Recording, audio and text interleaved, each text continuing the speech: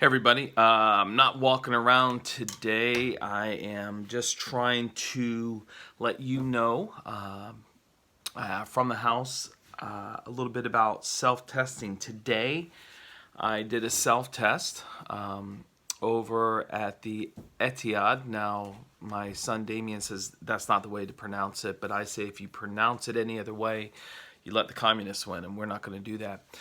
So anyways, the Man City grounds.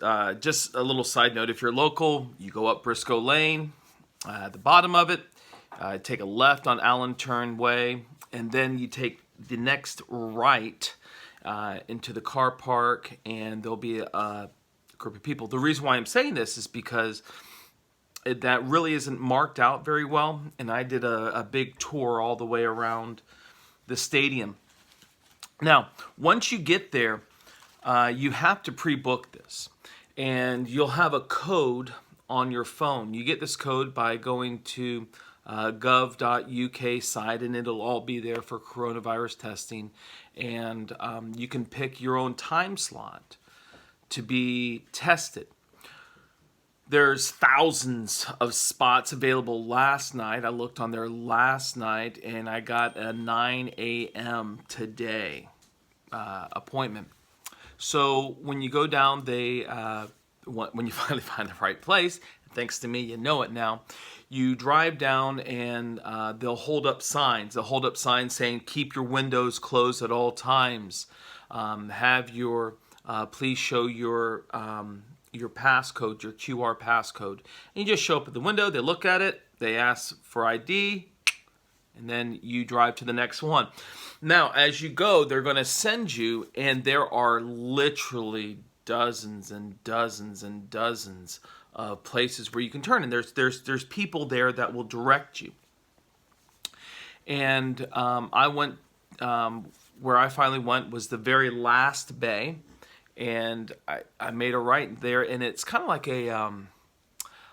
like a cabin with an awning over it, and the guy was bringing me in, and I'm like, do you want me to stop now? Do you want me to stop now? But actually where he has me stopped, and I noticed if I look to the left, there's a person sitting in the cabin, probably a doctor, I think she was, and she's sitting there waiting for me.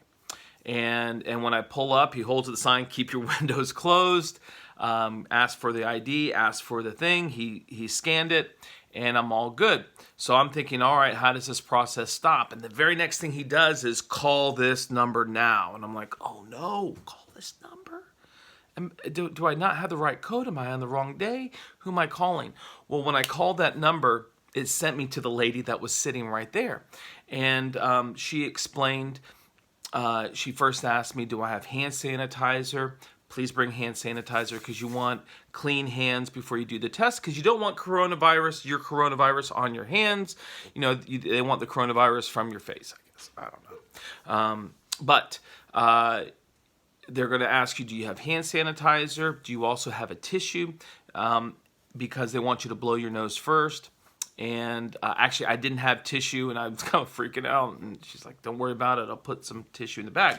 And then she gave a lot of instructions, and she put everything in this bag right here. And she gave, a ton of instructions. You know, for the first 20 seconds, I'm like, yeah, I got this. And then she kept on talking and talking and talking and talking and talking. And then I didn't know what she was talking about. And so for, I don't know, maybe a minute and a half. And then I kind of look cross-eyed, and she says, don't worry about it. There's explanation in the bag.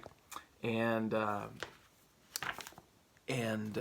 when you go to the bay, when you go to your place to do your self-administered test, if there's any problems, just turn on your hazard lights, and somebody will be there to help you. And I'm just kind of, what's going on? So everything's fine. I leave, I go around, and there are a lot of people out there to help you, give you directions. And then I finally got, if you've ever been to like a football match or anything like that, where an arena where you have parking attendants, or even Disney, where they tell you to come down here and park here, it's just like that. And they held signs, park, reverse into the parking bay. And so that's exactly what I did. And then somebody told me again, if there's any problems, just turn on my hazard lights. And they gave me inside the bag was this piece of paper, and also there was a strip that had barcodes, so that you could put it on your test receipt card. I'm just covering up my number. I don't know why, but why I'm covering up the number, but it might mean something special. And you put that there. You put it on the back of the biohazard bag, and you put it also on the vial that's going to contain your sample. And also inside the bag is another plastic bag with an absorbent pad in there, and I'll explain that in a minute. And also a package about, I don't know, like this long with a swab. Now the swab is I don't know if you can kind of see that. That's my finger. That's about the size of the swab. It's about twice that size, and that's about as far. I don't know. That's about as far up your nose as it really went, because it's that other side, and you really got to jack it in there pretty good. No fun, right? So, what they tell you to do right away is first identify your tonsils. Now, I didn't even know I had tonsils. I thought that middle thing kind of hanging there was your tonsil, but it's not. It's right on the side. If you could kind of see, they identify these side bits as your tonsils. Cool, I didn't know that. And it's really good. You're still in your car, and you put down your mirror in your car, and you just get a really good view. And then you undo the packaging where your swab is, and you stick that joker back there for about 10 seconds. Now, I don't know if you're like me, but I have a very easy gag reflex.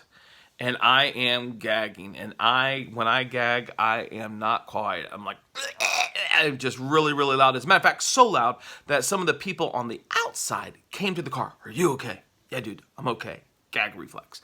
And then the fun part is after that thing is in the back of your throat, you then take that and you put it up your nose. Now, I'm going to let you know something. When you put it in, kind of like near the top, I don't know if near the top is right, but kind of in the back, there's another little hole there that you actually bring it further back in there. And that's when you twirl it around for about 10 to 15 seconds. And yeah, that's the same swab that was in the back of your throat is now up your nose. It shouldn't hurt, but if you go in, you'll actually kind of turn it a little bit, and you'll find that hole, and you go back, and that's 10 for 15 seconds, and your eyes do water, but it doesn't hurt. And then when you're done, you take you take that swab, you open up the vial, you put the swab in, and then you snap the stick. There's a little place like halfway in the middle where you snap it. It drops in the swab side into the liquid. You tighten the cap, make sure you have your barcode on it. Then you put that in the plastic bag that has the absorbent pad in there, and then you seal that. Then you put both of those things into the biohazard bag, and you make sure that your barcode is on that, but do not seal the bag. That's what they tell you. Don't. It says seal the bag. Don't seal the bag. And then once you're good to go, you drive towards the exit, and then you have another group, and they want to see the bag to make sure everything looks right. And if it looks right, then they will tell you to take off the metallic seal it, and then they'll have like a big, really, it's a rubbish bin, it's a trash can with a liner in it, and you drop it. Actually, you hand it to them, and they drop it in the bag. Yeah, that's exactly. I handed it to them, and then you drive off with the wonderful feeling that not only have you taken a test, and they will get back to you probably via text about the card, but also you will still have the amazing feeling that you just stuck about 2 inches of swab up your schnoz, and it does not feel good. But anyways, very easy, very self-explanatory, and if you have any questions, go ahead and mention them below. I'll be glad to help you out with them. And no, there was no transmitter on the end of the swab that Bill Gates will sneak in so that they can track you forever. It wasn't anything like that. But it was a pretty easy process. There's a lot of people there to help you. And that's today. Today's Saturday. And I'll let you know when I get results. Okay? I know this is a very long video. Thank you for watching. For those asking, Jane Montgomery, she's back at home now. She had to have a blood transfusion and then an iron infusion on top of it. But she's back home. She's doing, she said she's feeling better. So we're very grateful for that. So far, 7 out of 7 at our church that have tested positive for the coronavirus have survived. In the meantime, at home until I get a positive test, I will be wearing this and make sure that I keep my family safe. All right? God bless you guys. Bye.